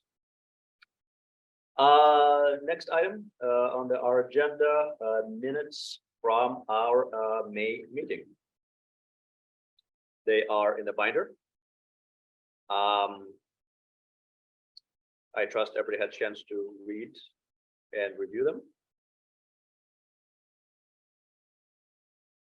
Good. Good. Nods. May meetings. Looking for a motion to approve May meetings. Do I have a motion?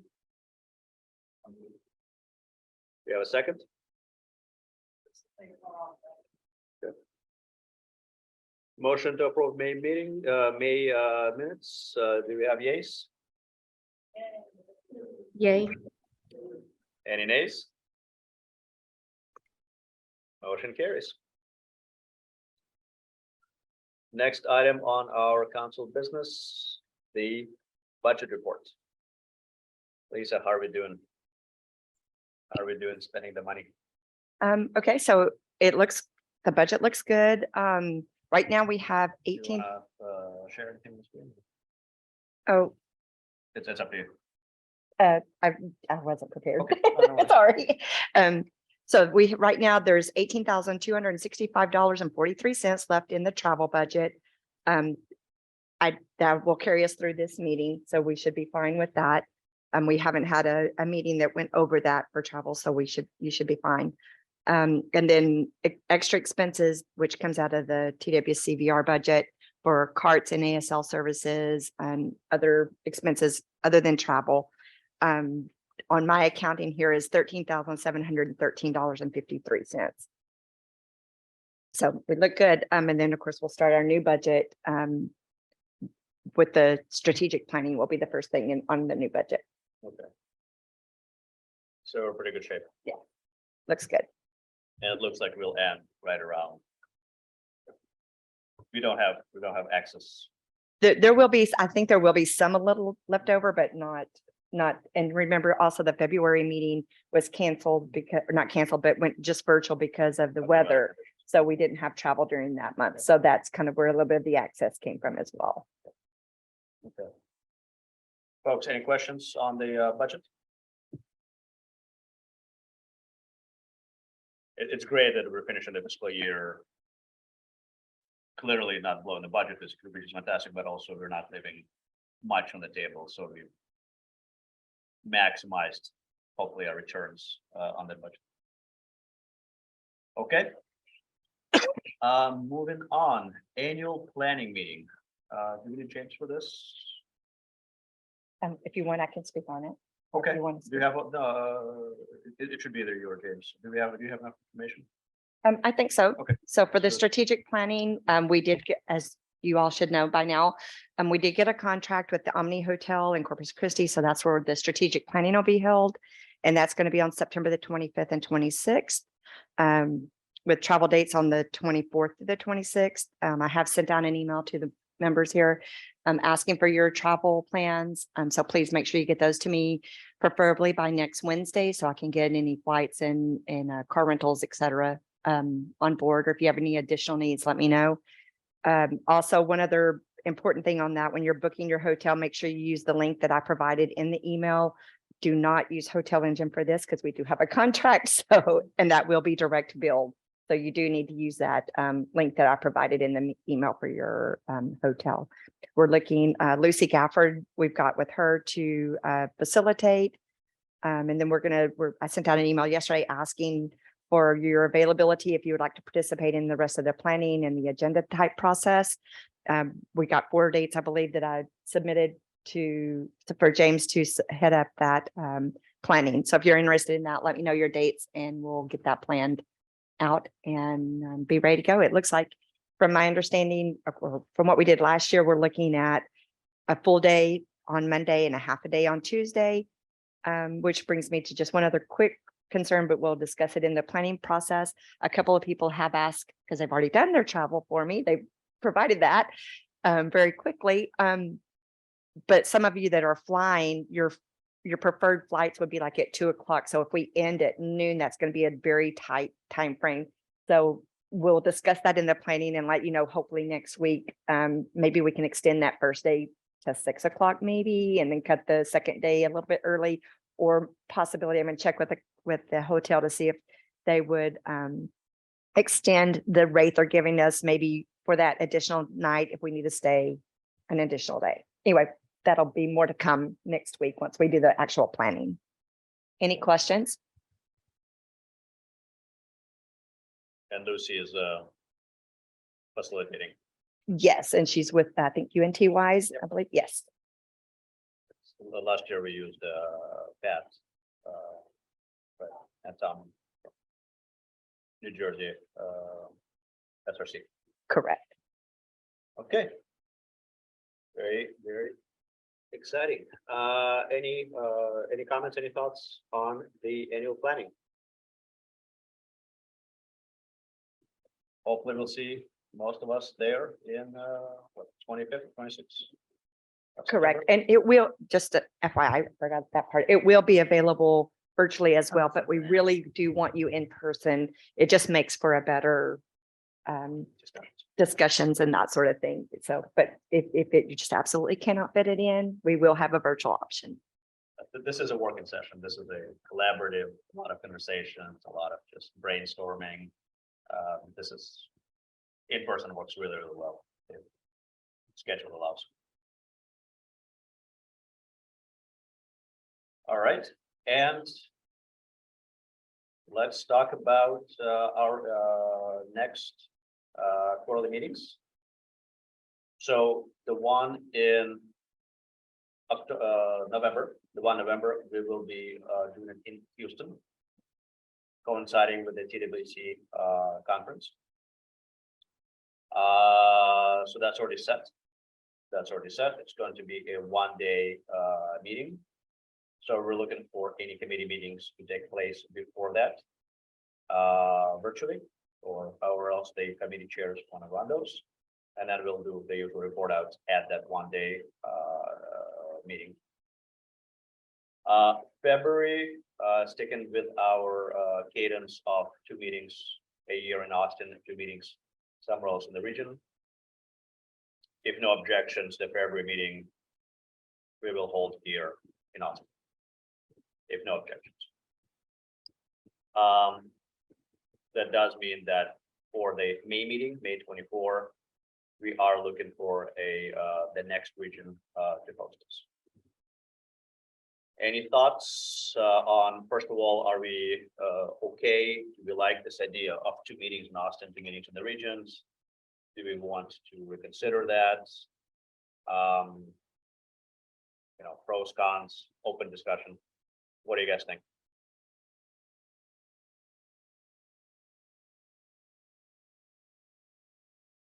Good balance, or need more in the regions, or need less in the regions?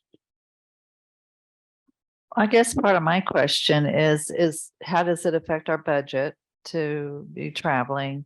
I have liked being able to hear from the regions what they're doing. I think that's been extremely beneficial. You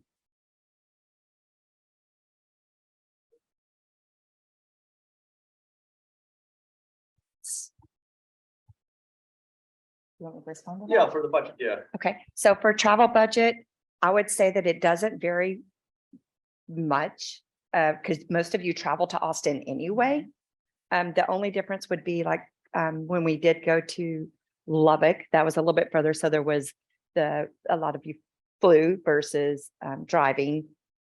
Cost did not vary that much in reality because we were all in basically one location. So then that helped as well as far as like rental cars. And I think it kind of balanced out. It wasn't much difference. Now, as far as TWC. We're fine. Staff is fine to travel twice a year. That's no problem. I was just going through my list members to think, okay, where have we been? We've been to Region 1, so you into Lubbock. We have not been to DFW, so that's Region 2. Region 3 is Austin, so you're here twice a year. Maybe at one of the meetings here, if you wanted to get presentation from the Region 3 staff, we do that way. Region 4 is Tyler. You had Dennis and Malcolm come to you, but we haven't gone to them. Houston would be this fall, and then Region 6 San Antonio you went to last year. So the regions where you haven't gone or aren't going soon would be really Region 2, which is Dallas-Fort Worth area, is the one we haven't visited or had come sit with us at a meeting. Or Tyler. Or we could go to Tyler and see Dennis and Malcolm again. Absolutely. Say it again.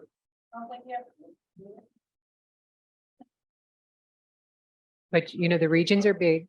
So yes.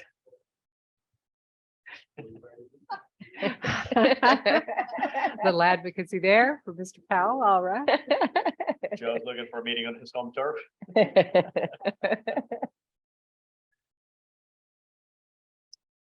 All right, so what do you guys think? We're good, February in Austin? We want to stick with that 2 and 2 cadence? 2 at home, 2 on the road? Okay.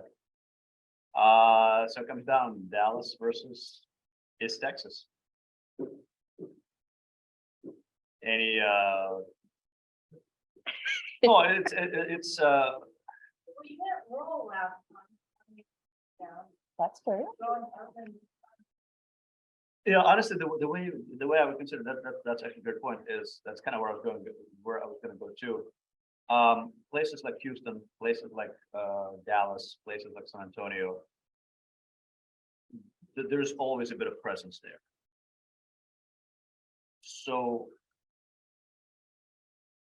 is there more benefit if folks are traveling to do East Texas, just because perhaps there's not enough?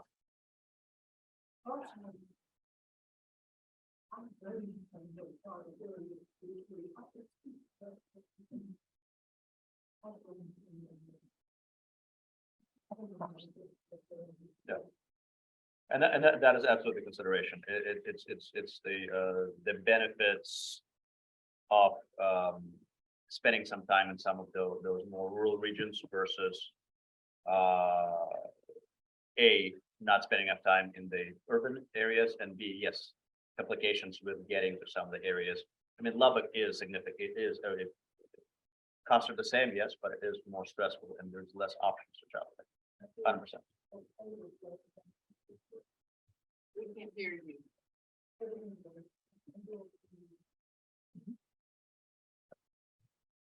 But I'm not going through that kind of stress and headache. I'll resign before I do all. No. That's why having a hybrid option is. I will resign. Fantastic. before I do it. So between, yeah, no, that's we need to balance both. What's good for the state versus the effort together. But I do For the council understand and the for the need for the balance, but you know, I think.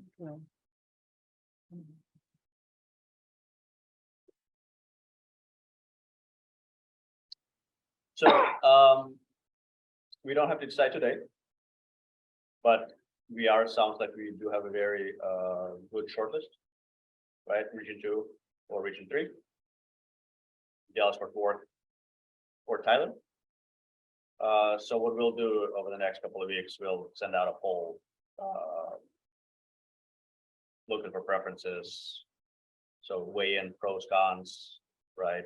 Take a look at what's happening around first week of May, right? In your life, as far as you can tell. And we'll go with the majority vote. Would you like us to reach out to the Region 3, the Austin region directors, to see if they want to speak at our next Austin meeting? We haven't heard from them yet. I think that, is that right, Ms. Fuller? Okay. I think it'd be good. I think it'd be excellent. It does shape enough like a fairly packed agenda based on what we talked about yesterday, so we'll have to find the right balance of That would be in February. yeah, no, I know. Okay. Yeah. No, the February, we took a lot of assignments for TWC folks to report out in February. Gotcha. We could push it to the So- next one. That's fine. I just wanted to keep that in see if I know, needed to yeah, reach that's out. kind of what I mean. We'll have to find a sweet spot. When do we actually look at some of the material, so we don't short shift the region, Austin region folks. Okay, perfect. Okay, cool. So we'll do a Survey Monkey or something similar, Lisa, whatever you want to use, and Tyler versus Fort Worth or Dallas. And then we'll coordinate with the local region staff, find the right location. I think at some point it might be with the right partner, actually be fun to do a meeting at their location. We didn't get to do it in Lubbock, but it'd be great fun to do that if situation allows, right, by partner verification. So we'll see. Good. And we are actually running about an hour early. That is essentially the end of our agenda. If there's any walking items, if anybody has anything on their mind that they want to discuss, we do have a luxury of extra time. So I do want to make that available. Does anybody have anything to say? Any walk-ins? Since we have the luxury of time.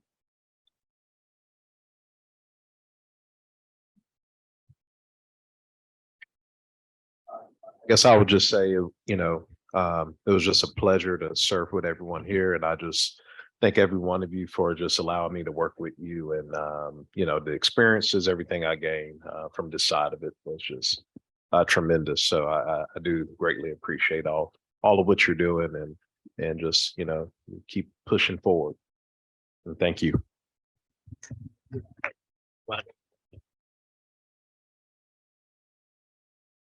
All right, folks. Great meeting. Thank you for great discussions.